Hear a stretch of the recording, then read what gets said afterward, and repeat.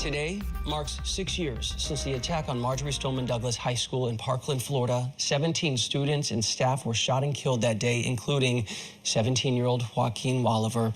Joaquin's parents have made it their mission to make sure their son is remembered, first of all, and also that America's gun laws are changed.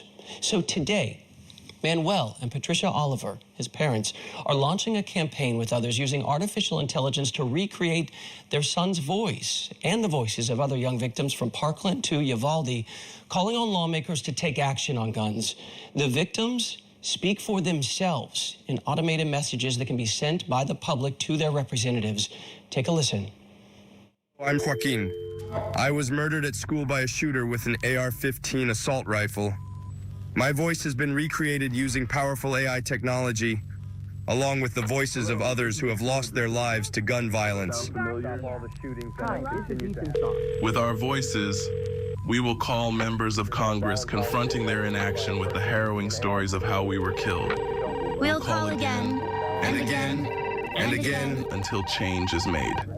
Because our stories need to be heard, and who better to tell them than us? Joining me now is Joaquin's father, Manuel Oliver. Thank you for being with us. Thank you. You and I have talked several times over the years, but my gosh, is this powerful. I want to get into the piece of being a parent and hearing Joaquin's voice, but I know you have tried everything. You and your wife, Patricia, even she's over at the Capitol today. You know, you've taken meetings, you've done the walks and the protest. AI, were you hesitant to do this? Well, again, it's about doing anything that I can. I'm a father, let's not forget that. Patricia is a mother, and as a father and a mother, we try our best. You know, I mean, in our case, parenting is in a different scale. It's out of here. But we try to still be those parents that are honoring the legacy, in our case, the legacy of our son Joaquin. AI came out as a tool. And I think it's in good hands at this point, and if we can use it to save lives, it's more than welcome. Do you feel like it's going to be effective? You and I got the chance to talk for a second before we went on air, and you said the site crashed today after it went online at 10 a.m., right? And correct. Do you feel like this is going to be effective to hear from victims in their own voice? Because, you know, after these tragedies, the parents come out, the loved ones come out, the friends, and your heart swells. But to hear them speak for themselves, do you feel that's more effective? I do. I think it's more impactful. I think it's going to make people feel a little uncomfortable, and probably we need that to happen. But also, you know, we are okay with this. It's a tool for us. I met parents that they don't know what to do. There's no many options for us out there. It's either the normal way of activism or the, you know, go and knock the door and have the meeting and being ignored. This is different. And no one has tried it before. No. So we still don't know if it's going to work or not. It wasn't possible before. It wasn't possible before. But even though there's kind of an ethical line that we are willing to cross, because the only unethical thing here is that my son was shot 4 times inside his school. It's not even close. Mm-hmm. This, what we're doing today, is not even close to that level of suffering and being uncomfortable.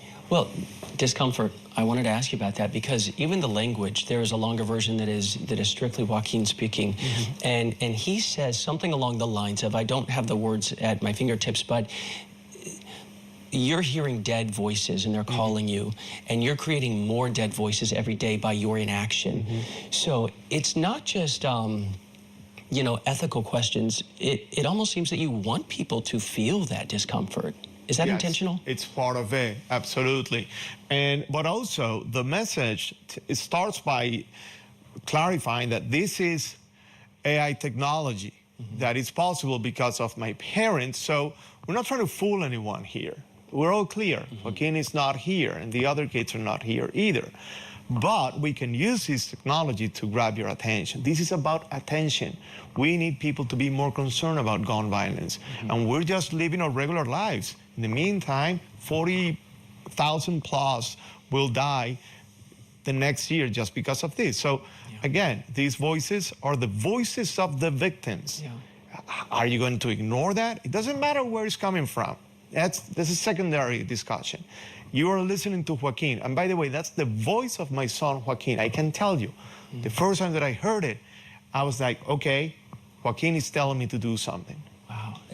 Let me share just a little bit more of the, it's called Shotline. I want to share, this is the voice of Uzi, who is a 10-year-old victim in Uvalde, Texas, real quick. Hi, this is Uzi Garcia. I love video games, telling jokes and making my friends laugh, and jumping on the trampoline with my family. I'm a 4th grader at Robb Elementary School in Uvalde, Texas. Or at least I was, when a man with an AR-15 came into my school and killed 18 of my classmates, 2 teachers, and me. I had not heard that before. I remember being in Uvalde. Yeah, that's tough. I'm sorry, but... Don't worry. What was it like to hear? You're making my point. You're making my point. I can only imagine. What was it like to hear your son's voice? It was, the first version of it, it was quite like Joaquin's voice, but not 100%. And we were fine, you know? I mean, a lot of people never heard to his voice, so we're gonna still make our point, but not 100% happy. We had a second version, and guess what Patricia's reaction was? I wanna hear more. I want him to tell me more things. So it is shocking, but it's necessary. That's what I was wondering about. I wanted to finish on that.